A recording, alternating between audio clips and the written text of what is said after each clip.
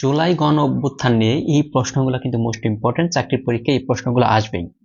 প্রথম প্রশ্নটা হচ্ছে জুলাই গণ অভ্যুত্থানের স্মরণে অদম্য 24 স্মৃতিস্তম্ভটি কোথায় অবস্থিত? এটা হচ্ছে জাহাঙ্গীরনগর বিশ্ববিদ্যালয়। এরপর জুলাই গণ অভ্যুত্থানের স্মরণে জুলাই শহীদ স্মৃতি ভবন, দেখেন মনে রাখবেন, জুলাই শহীদ স্মৃতি ভবন কোথায় অবস্থিত? এটা হচ্ছে ঢাকা বিশ্ববিদ্যালয়। জুলাই 24 শহীদ চত্বর কোথায় নির্মিত হচ্ছে? জুলাই 24 শহীদ চত্বর কোথায় নির্মিত হচ্ছে? এটা হচ্ছে ফেনীতে।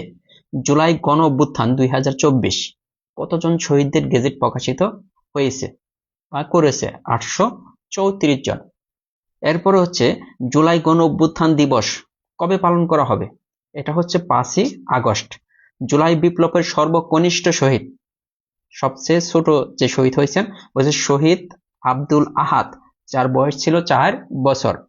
জুলাই বিপ্লবের প্রথম শহীদকে, এটা আমরা সবাই জানি, আবু সাইদ। তো এই যে প্রশ্নগুলো, এগুলো কিন্তু মোস্ট ইম্পর্টেন্ট চাকরি পরীক্ষায়। আপনি চাইলে আপনার ওয়ালে শেয়ার করে রাখতে পারেন। ধন্যবাদ সবাইকে।